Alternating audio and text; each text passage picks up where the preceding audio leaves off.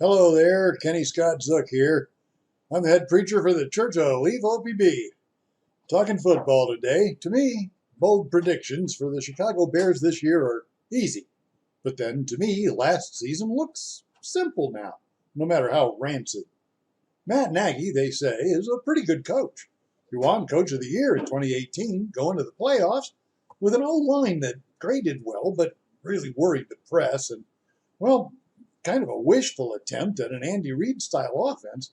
It was wishful because it barely had one tight end threat who ended up not being able to dress for the playoffs. That's actually better than pretty good for a rookie coach.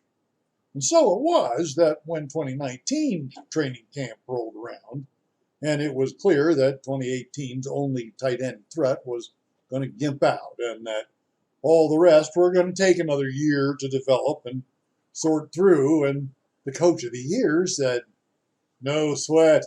I'll coach us around our distinct lack of tight end threat with an overinstall because all of my second-year players are ready for all the third-year plays any old way. When I've got 100 personnel groups and 1,000 plays, I just blow all the other coaches' minds." And he did, but not with his clever play selection. No, he blew their minds with how few of his 1,000 plays his boys were able to execute well. So, bold predictions? Well, if my first one comes true, the rest are gravy, because while my first prediction was not forged in Mordor, it is the one bold prediction to bind them all. If enough of the rest fall flat, I'll just blame Nagy and therefore only really be wrong about that one prediction. So here it is. Given that the COVID fiasco has already precluded Matt Nagy from trying an overinstall, my bold prediction for the Chicago Bears is that Matt Nagy won't find some other way to coach this team off a cliff.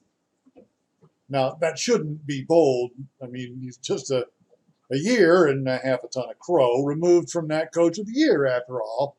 But it is a bold prediction, of course, because this is Chicago we're talking about, and there's no situation so sweet they can't crash it into something hard and ruin it completely.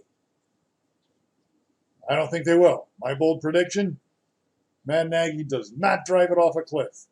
The rest, number two. Although Jimmy Graham will have the kind of pedestrian numbers many analysts expect him to, it will be while he's mentoring Cole Kmet to rookie records. 3, Germain Ifedi and the returning Bears starters from last year feast on the better roles for all three inside players and the less crowded playlists. Career years for all 5 offensive linemen based on their PFF grades come into the season. Number 4, good number for a waffle. Either Mitchell Trubisky starts from week 1 or, assuming Foles plays for a few weeks instead of a few series, the biscuit will blow your mind when he does come in. Worked in North Carolina. Going to work here if it has to. Number 5, David Montgomery averages over 5.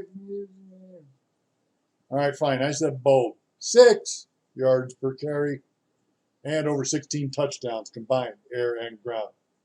Number 6, rookie Darnell Mooney gets more yards than Taylor Gabriel got last year and more yards per catch, too.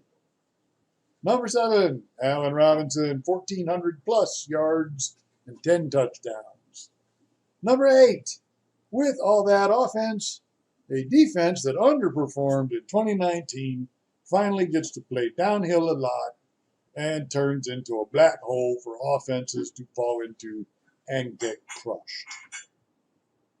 Overall, in terms of domination, total sacks, total interceptions, total fumble recoveries, and this, that, and the other offensive category allowed, this defense will rank better than the 2018 defense in Right.